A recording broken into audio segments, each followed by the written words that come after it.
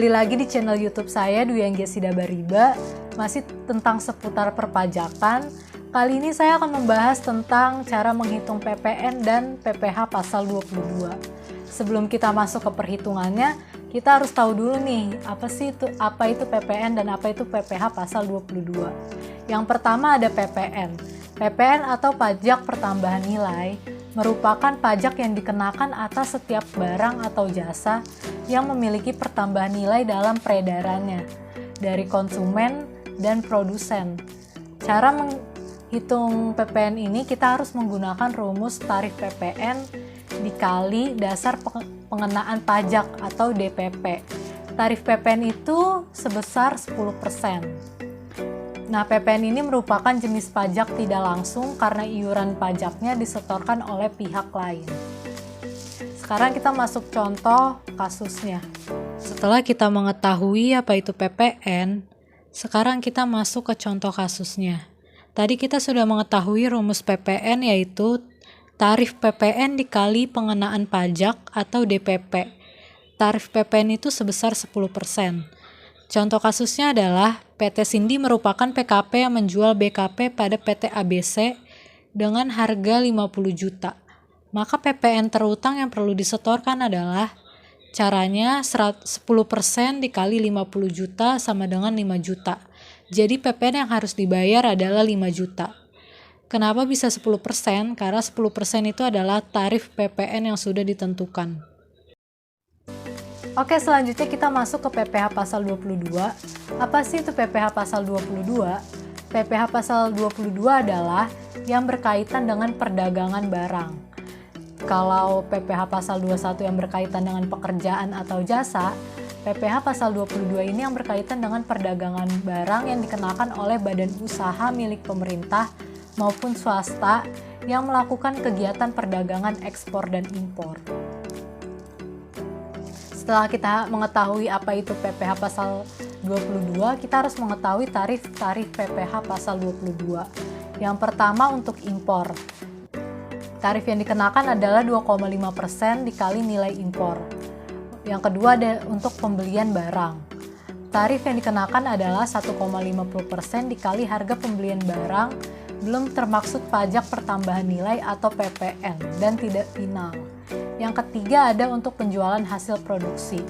Sebagaimana ditetapkan lewat keputusan Direktur Jenderal Pajak, barang yang kena pajak PPh pasal 22 meliputi semen tarifnya 0,25%, kertas tarifnya 0,1%, produk baja tarifnya 0,3%, dan produk otomotif tarifnya 0,45%.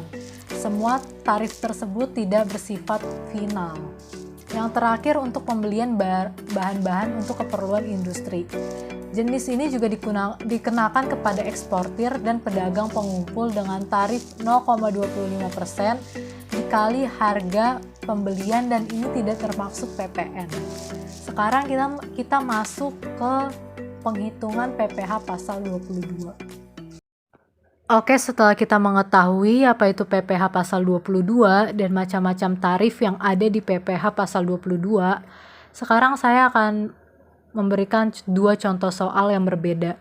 Yang pertama, contoh PPh pasal 22 yang berdasarkan pemungutnya adalah penjual. Yang kedua adalah yang berdasarkan pemungutnya adalah pembeli. Yang saya bahas adalah contoh pertama dulu, yaitu pemungutnya adalah penjual. Di sini ada PT Farma, dia adalah industri farmasi. Kemudian dia menjual obat ke PT Gria dengan harga 100 juta. Berarti di sini dia adalah PPh pasal 22-nya yaitu 0,3% dikali 100 juta sama dengan 300.000. Jadi di sini subjeknya adalah PT Gria, pemotongnya adalah PT Farma, objeknya adalah penjual obat, kemudian tarifnya adalah 0,3%.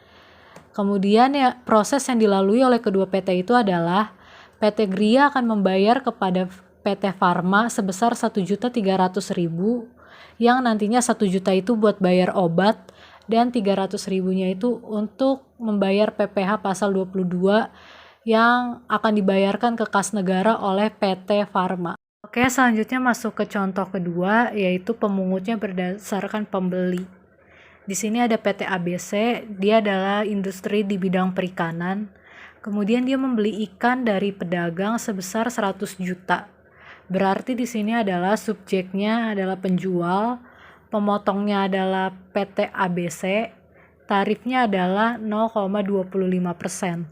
Jadi PPh 22-nya adalah 0,25% dikali 100 juta sama dengan 250.000. Jadi seharusnya PT ABC harus bayar 100 juta ke penjual, tetapi dia bayarnya nggak penuh 100 juta, dia motong, berarti PT ABC membayar 99.750.000 yang nantinya si PT ABC ini akan membayar 250.000-nya lagi ke kas negara. Jadi sudah jelas perbedaan dari contoh 1 dan 2. Kalau contoh 1 pemungutnya si penjual, berarti dia akan menerima lebih dari si pembeli sebesar 300.000 dan 300.000-nya itu akan disetor ke kas negara. Sedangkan contoh kedua adalah pemotong adalah si pembeli, yang mana nanti dia akan mengurangi uang yang akan dibayarkan ke si penjual, yaitu dari 100 juta menjadi 99.750.000. Oke, sekian pembahasan tentang PPN dan PPh pasal 22. Mohon maaf jika ada yang kurang jelas. Terima kasih.